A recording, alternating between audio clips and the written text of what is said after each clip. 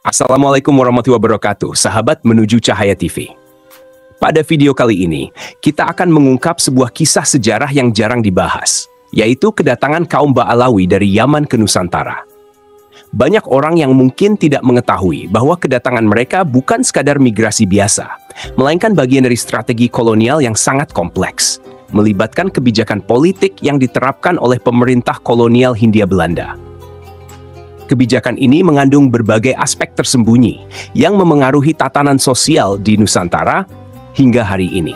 Dalam video ini, kita akan menyelami latar belakang kedatangan kaum Ba'alawi dan dampak dari kebijakan kolonial yang diterapkan Belanda. Kita juga akan melihat bagaimana rasisme dan sistem segregasi kelas yang diterapkan penjajah membawa perubahan dalam struktur masyarakat Nusantara. Mari kita mulai dengan membahas bagaimana Belanda memainkan peran penting dalam mempengaruhi struktur sosial dengan membawa imigran Ba'alawi ke Nusantara.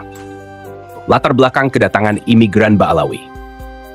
Pada abad ke-19, Nusantara berada dalam cengkeraman pemerintah kolonial Hindia Belanda yang terus memperluas kekuasaannya.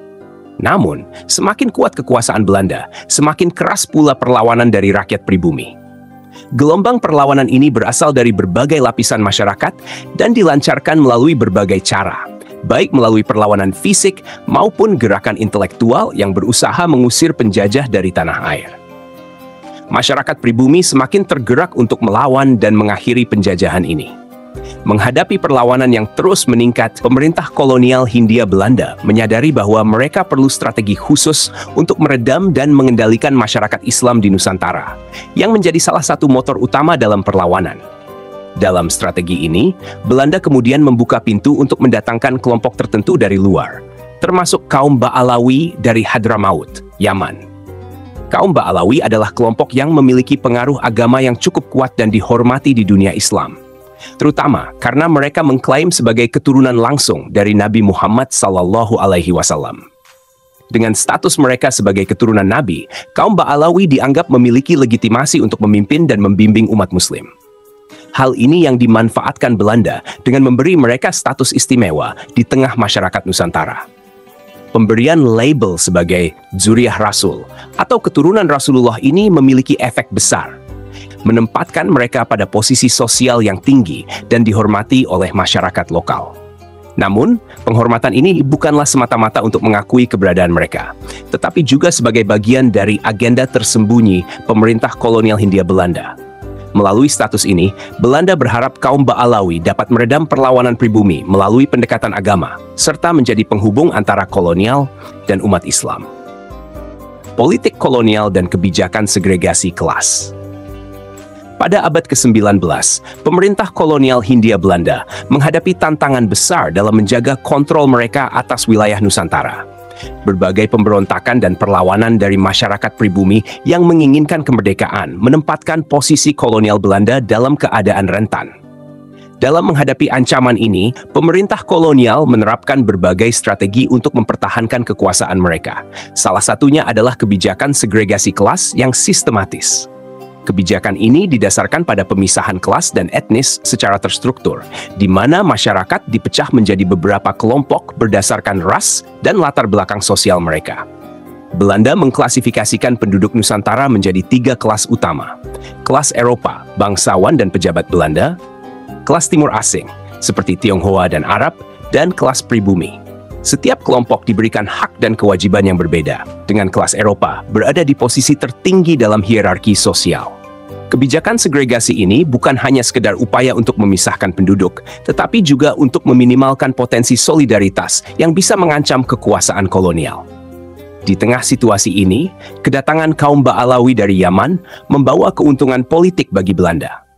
Sebagai kelompok yang mengklaim sebagai keturunan Nabi Muhammad SAW, kaum Ba'alawi dianggap memiliki pengaruh keagamaan yang kuat di kalangan umat Islam Nusantara. Belanda kemudian melihat ini sebagai peluang untuk menggunakan kaum Ba'alawi sebagai penengah di antara mereka dengan masyarakat pribumi yang mayoritas Muslim. Sebagai bentuk insentif, pemerintah kolonial Belanda memberikan hak istimewa kepada kaum Ba'alawi, termasuk akses ke pendidikan, hak-hak kepemilikan tanah, serta kesempatan untuk berbisnis. Tidak hanya itu, kaum Ba'alawi juga diberikan status sosial yang lebih tinggi dibandingkan masyarakat pribumi lainnya, meskipun mereka bukan bagian dari masyarakat asli Nusantara.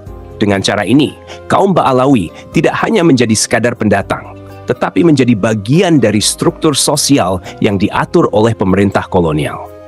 Ini menciptakan jurang pemisah antara kaum Ba'alawi dengan masyarakat pribumi, sekaligus memicu kecemburuan sosial. Dampak kedatangan imigran Ba'alawi di Nusantara. Keberadaan kaum Ba'alawi di Nusantara membawa dampak besar dalam struktur sosial dan hubungan antar kelompok di masyarakat. Kaum Ba'alawi, dengan dukungan dan hak-hak istimewa dari pemerintah kolonial Belanda, berhasil membangun posisi mereka sebagai elit dalam masyarakat, terutama di wilayah-wilayah pesisir yang menjadi pusat perdagangan. Status mereka sebagai dzuriyah atau keturunan Nabi Muhammad SAW membuat mereka dihormati dan dianggap sebagai pemimpin spiritual oleh sebagian masyarakat Muslim di Nusantara. Namun, hal ini juga memicu ketegangan di antara masyarakat pribumi. Masyarakat pribumi merasa bahwa kedudukan sosial yang diberikan kepada kaum Ba'alawi adalah bagian dari strategi kolonial untuk menciptakan jurang pemisah di antara sesama umat Islam. Mereka merasa bahwa pemerintah kolonial Belanda dengan sengaja mengangkat kaum Ba'alawi sebagai golongan elit untuk menekan rasa persatuan di antara masyarakat Nusantara. Dalam banyak kasus, masyarakat pribumi melihat bahwa kaum Ba'alawi lebih memihak kepada kebijakan kolonial daripada kepada perjuangan rakyat untuk kemerdekaan. Hal ini menimbulkan perasaan tidak adil di kalangan masyarakat pribumi, terutama mereka yang menyaksikan bagaimana kaum Ba'alawi diberikan kesempatan lebih baik dalam bidang pendidikan dan perdagangan, sementara masyarakat pribumi dibatasi. Akibatnya, muncul pandangan negatif terhadap kaum Ba'alawi sebagai pihak yang diuntungkan dari penjajahan. Dan sebagian masyarakat pribumi mulai mempertanyakan ketulusan kaum Ba'alawi dalam mendukung perjuangan rakyat. Kaum Ba'alawi juga mulai dianggap sebagai kelompok yang lebih banyak mementingkan status dan keuntungan pribadi daripada kepentingan bersama dalam melawan penjajahan. Sejarah kedatangan kaum Ba'alawi ke Nusantara mengajarkan kita untuk lebih kritis dalam memahami peristiwa-peristiwa yang membentuk struktur sosial dan politik di masa lalu. Kita harus melihat bahwa kebijakan pemerintah kolonial Belanda dalam memberikan keistimewaan kepada kelompok tertentu tidak lepas dari strategi untuk menguasai dan memecah belah masyarakat pribumi. Dalam hal ini, kaum Ba'alawi yang datang sebagai imigran akhirnya menjadi alat politik kolonial yang membantu memecah belah persatuan umat Islam di Nusantara. Di sisi lain, pelajaran penting dari sejarah ini adalah pentingnya persatuan umat Islam tanpa melihat perbedaan keturunan, status sosial, atau ras. Islam mengajarkan bahwa setiap manusia adalah sama di hadapan Allah Subhanahu wa Ta'ala, dan yang membedakan hanyalah tingkat ketakwaan. Allah Subhanahu wa Ta'ala berfirman dalam Al-Quran Surat Al-Hujurat 13, وَجَعَلْنَاكُمْ شُعُوبًا وَقَبَائِلَ لِتَعَارَفُوا إِنَّ أَكْرَمَكُمْ عِنْدَ اللَّهِ أَتْقَاكُمْ Innallaha alimun khabir. Wahai manusia, sesungguhnya kami menciptakan kalian dari seorang laki-laki dan seorang perempuan, dan menjadikan kalian berbangsa-bangsa dan bersuku-suku agar kalian saling mengenal. Sesungguhnya yang paling mulia di antara kalian di sisi Allah Subhanahu wa Ta'ala adalah orang yang paling bertakwa di antara kalian.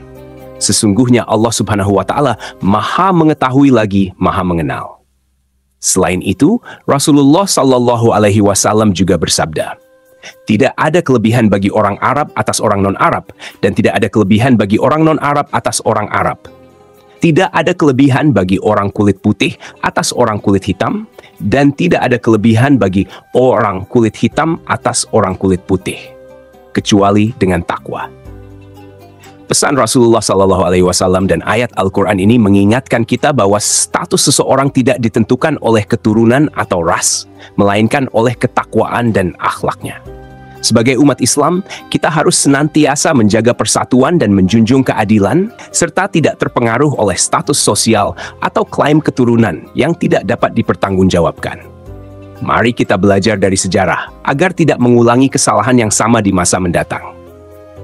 Demikianlah pembahasan kita mengenai kedatangan kaum Ba'alawi ke Nusantara dan pengaruhnya terhadap masyarakat di masa penjajahan. Semoga video ini memberikan pencerahan dan menambah pemahaman kita tentang sejarah yang penting untuk diketahui dengan cermat dan kritis. Jika Anda merasa video ini bermanfaat, jangan lupa untuk memberikan like, komentar, dan subscribe ke Menuju Cahaya TV agar Anda tidak ketinggalan video-video menarik lainnya. Mari terus belajar bersama menuju cahaya kebenaran yang hakiki. Wassalamualaikum warahmatullahi wabarakatuh. Sumber referensi yang digunakan dalam naskah ini adalah 1. Patrolihukum.net, Sejarah Kelam Imigran Yaman di Nusantara. Artikel ini membahas kedatangan kaum Ba'alawi dari Yaman ke Nusantara dan peran yang dimainkan oleh pemerintah kolonial Belanda dalam hal ini.